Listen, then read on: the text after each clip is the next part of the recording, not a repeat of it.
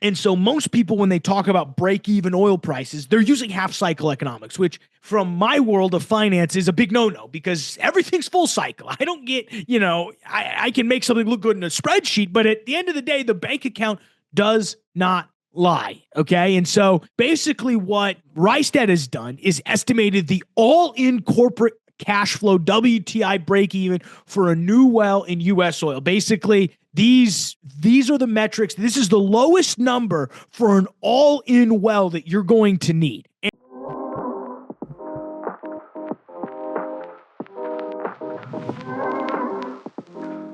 What's going on, everybody? Welcome into the Wednesday, April 16th, 2025 edition of the Daily Energy Newsbeat Stand-Up. Here are today's top headlines. First up, free calculator launches for ship owners to navigate IMO new Green Deal. This one's unbelievable. Next up, a great piece from my friends over at Rystad. Lower oil prices threaten Permian Basin growth. I will then quickly jump over and cover what has happened in the oil and gas markets. As always, I am Michael Tanner. Stu is out on assignment today, so I am sitting here rocking a solo show. Let's go ahead and kick it off.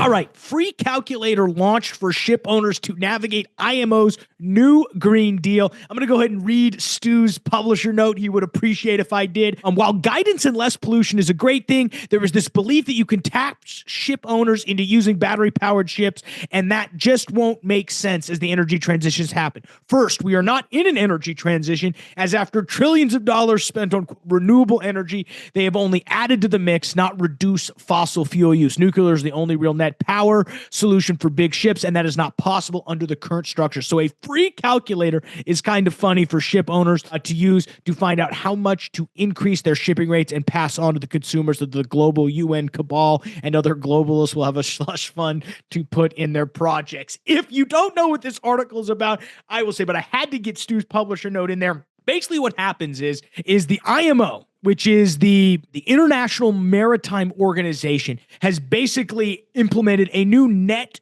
zero framework, which is basically set a bunch of different emissions targets, the low end, the high end, and all in between, that basically say if you go over those emissions, you're going to have to start paying a penalty, buy carbon credits, or use credits purchased earlier in that year, and that starts in 2028. So what the people in Singapore, the Global Center for Maritime Decarbonization, had to work overtime this weekend and actually developed a free cost and compliance calculator that allows you to help contextualize exactly how these penalties are going to hurt you.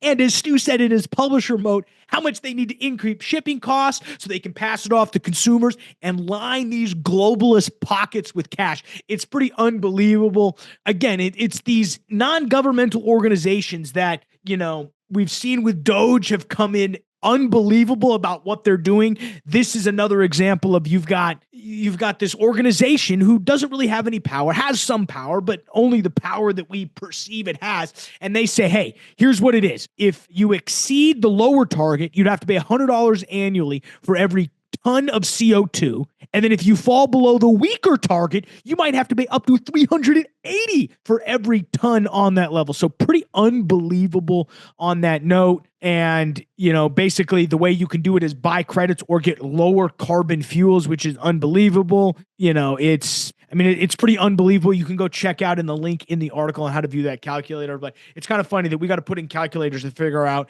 how much these things are going to cost so we can line these globalist pockets. Unbelievable. Let's jump over to the next one. Lower oil prices threaten Permian Basin growth. This is a great piece for my friends over at Rystad. I think, everybody is asking the question, okay, with this whole drill baby drill, are companies actually going to drill? And not just are companies going to drill, but at what price are they going to drill and hire? And everybody has their own idea. And some people use half cycle economics. Some people use full cycle. And for those wondering, half cycle is just the cost of the well itself. Full cycle is including the road you had to build to go get there, the tank battery that you had to throw up, and all the corporate engineering time that you had to spend to get into that. And so most people, when they talk about break-even oil prices, they're using half cycle economics, which from my world of finance is a big no-no because everything's full cycle. I don't get, I can make something look good in a spreadsheet, but at the end of the day, the bank account does not lie. Okay. And so basically what Rystad has done is estimated the all-in corporate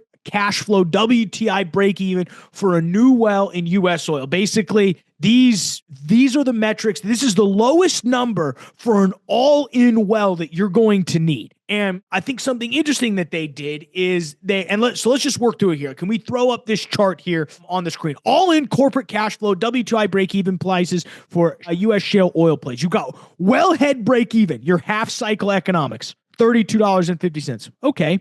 Overhead. Now we're adding in a few more of that, what we would call full cycle stuff, $14.06. All right, so now we're at, $56, okay, or $46. Add in PV18. We got a discount. And one of the reasons why they do PV18 is they talk about in this article about the shift from Shale 3.0 to Shale 4.0 is really this idea of higher hurdle rates that are applied to new activity, meaning the historical kind of 10% discount rate probably is more like 18. That adds another $4.50 barrel. When you include these public oil and gas companies provide a dividend, you break that dividend down, it's about $8.50, per barrel or $8.50 to cover debt service. It's about $2.92. All that being is the all-in break-even cost is $62.50. And what are we trading at today? We are trading at $61.37. So the all-in break-even cost is higher than what is trading at now. So what that tells you is this: everybody who's running a rig is okay losing money. Now, this is a broad generalization. This doesn't apply to everybody. But if you are drilling a well in U.S. shale oil plays, you need to be cognizant of this chart. What somebody like me on the finance side would say, we should expect a drop in U.S. oil production in 2025. And if we don't, that means, people are just drilling wells for the fun of it. And okay, maybe you have a rig contract. Maybe you have to drill this next, 4-well pad.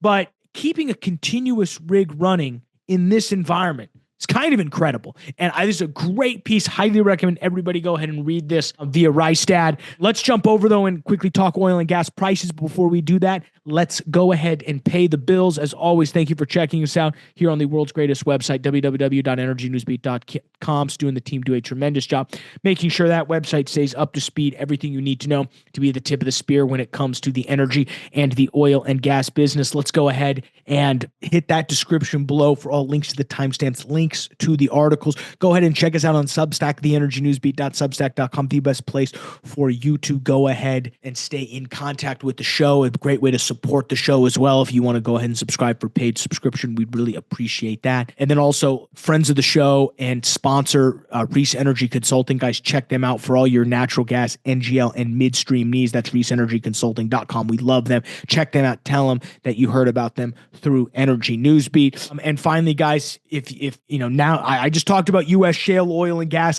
shouldn't be drilling there. There are plays that are non-shale plays that you can drill and make money.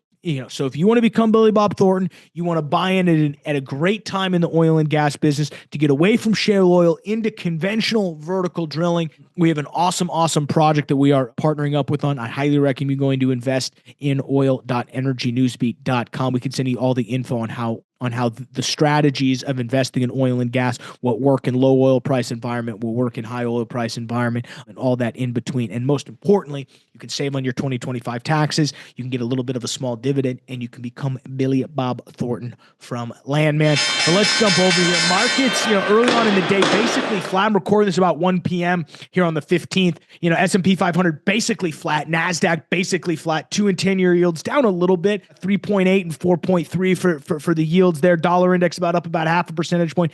Bitcoin basically flat, 84,700. Crude oil, WTI down about 0.2 percentage point or about 17 cents, 61.36. Brent oil up about 0.5 percentage point, 64.75. Natural gas basically flat, up about 11 cents or about 0.3 percentage point, $3.33. And our XOP E&P securities contract is basically flat at 107.44. In terms of what we're seeing in the markets today, we did see the IEA / oil demand forecast both for this year and next, mainly due to tariffs and what they say is an incoming recession. We'll kind of read you the high numbers here. Okay, they don't really say. They basically have dropped it by, they've now slowed it. So if you look at the numbers here, they've actually slowed it by their slowest rate in 5 years, again, to mainly off the back of the economic growth coming out of that. UBS came out and said, we might actually see Brent trading at 40 to 60 over the next coming months, which is unbelievable. That's kind of the risk downside scenario. So absolutely unbelievable. I mean, guys, you think it's Armageddon out there. It's not, but it kind of is. I've been having a lot of conversation with about a great hour-long conversation with a former colleague of mine, and the sentiment is not terrible. I think, if you're a larger shale oil and gas company, I think there's a little cause for pause from the Rystad chart that we just showed, but also I think there are other ways to get around it. I think the conventional players are doing very well right now. If your expertise is vertical drilling, I think you're doing really well right now. So all this stuff I think makes for a very interesting, next couple months, but we will be with you all the way, guys. With that, I'm going to go ahead and let you get out of here on a quick solo day. Appreciate you guys checking us out here on the world's greatest podcast. Check us out on energynewsnewbeat.com. For Stuart Turley, I'm Michael Tanner. We'll see you tomorrow, folks.